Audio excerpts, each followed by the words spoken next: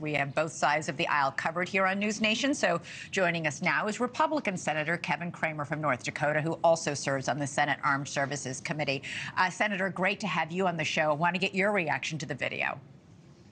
Well, first of all, what I find refreshing about Benjamin Netanyahu's message is it's strong, it's articulate, you understand it, it's clear, and quite honestly, the fact that the White House acts confused by the message, or they don't know what he's talking about when he talks about withholding weapons, we all know what he's been withholding. There's been one single shipment of 2,000-pound bombs that were paused because of Netanyahu's plan to go into Rafah.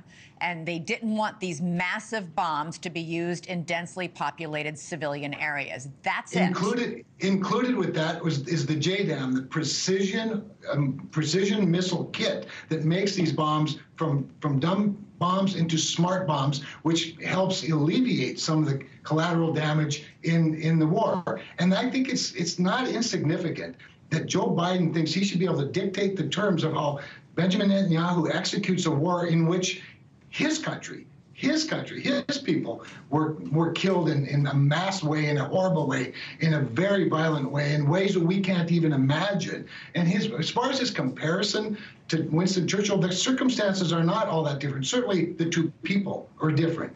But I think he's comparing that, give us what we need, we'll execute the war. We're not asking you to execute the war. What about what the congressman just said? Israel has plenty of ammunition right now. And we have given them more than 100 shipments, totaling more than $12 billion in military aid. Nobody has given Israel more than this administration in the last few months. Nor should we. We should give them everything they need and give them the green light to do what they need. Look, the Middle East is complicated, for sure. But what's not complicated is that Israel is our friend. They're not our enemy. They're not our frenemy. They're not the occasional friend. They're a friend every single day of the week.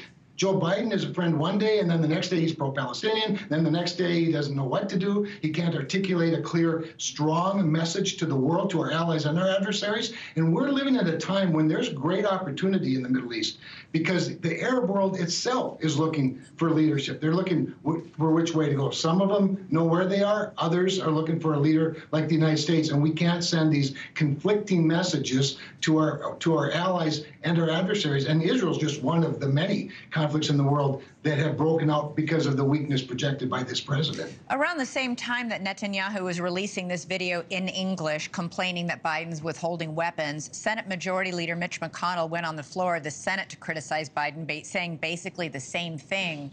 Was this coordinated?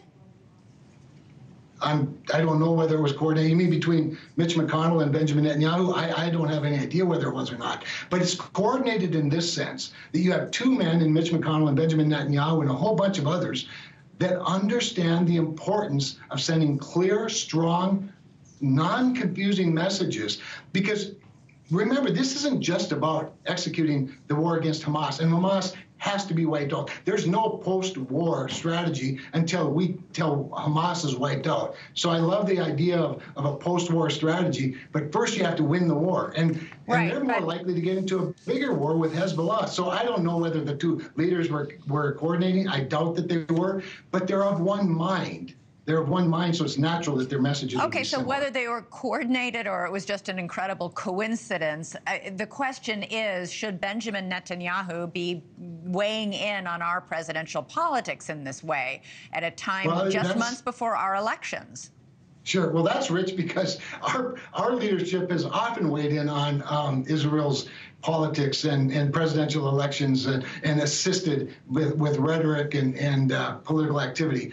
But no, I don't think he is weighing in on our politics. He's fighting a war. The last thing he's thinking about, and I would suspect, is how we do our politics. He's looking to a friend, an ally in the United States who has been wishy-washy on their support, has been unclear about... Senator, I don't think anybody would say that the United States has been wishy-washy in its support of Israel. But Joe Biden has been. One day he's for them. The next day you can't tell if he's for them. One day he encourages Congress to pass a supplemental bill that provides assistance to Israel, and then he withholds some of it. Then he tries to advise Israel on how to execute a war in their own very small country. And so, no, it's very confusing to people what his message is. Yeah, I don't know. I think he went right over to Israel right after October 7th and has been incredibly supportive and also critical. As much of the world has been very critical in the way that Benjamin Netanyahu has been waging this war, Senator. I don't need to tell you that the United Nations again today said